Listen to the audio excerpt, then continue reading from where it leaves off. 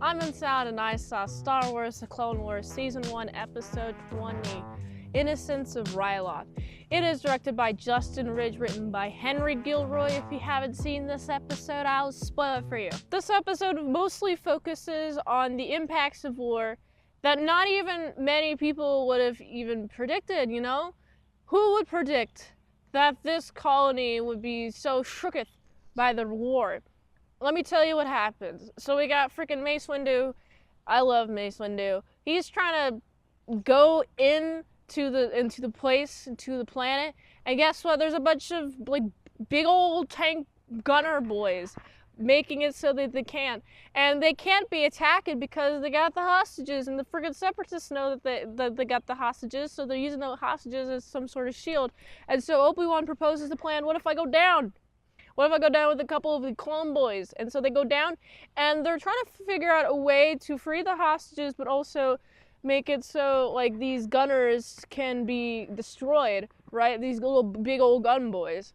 And while they're like looking around, having a little bit of a search, you got friggin' my boy Waxer and Boyle, two clones. Waxer finds a little girl, and she's a little cute, and she's just separated from everybody, and she's trying to lead them some way. I like how distracted they get, because they're not supposed to be the distracted. They're supposed to like find a way to save everybody, right?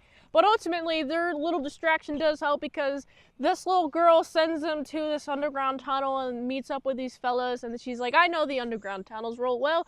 And then they get all the hostages out via the underground tunnels, and it makes it so they have like a big old space for Windu to land and do an attack in. This episode ultimately sets up for the next one, which is them going to be taking over the capital, which has been overrun by Separatists. But luckily they got this one place did safe, and I like the pacing of the episode, because ultimately I'm like, what is this little girl doing? She's distracting them.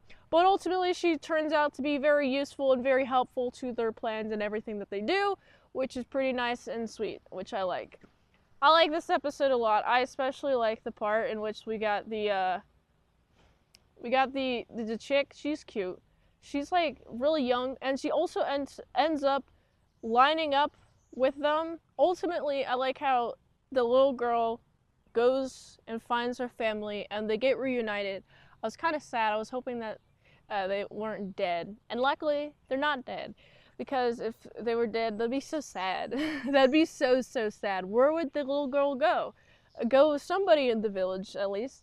But, you know, they get reunited. It's a fun time, and I like this a lot, just because, you know, they have a big old reunion, and it's really nice and pleasurable, and I'm really excited for the next part.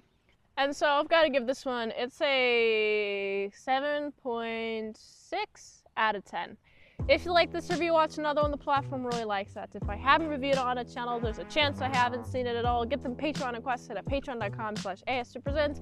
I didn't grow up watching movies or TV shows, which is why I'm doing these reviews, because I need to catch up on what everybody else has seen. So that's why you got to get 10 Patreon requests at patreon.com/ASEPresents. $20 dinos for one movie review for 1 month. Also support the daily grindness by going to this autisticboobs.com. See photos and videos of me wearing this and not wearing this, if you get what I mean. So you can go to autisticboobs.com. And until next time, Mint Salad Saw. I'll see you later, my salad croutons and bacon bits.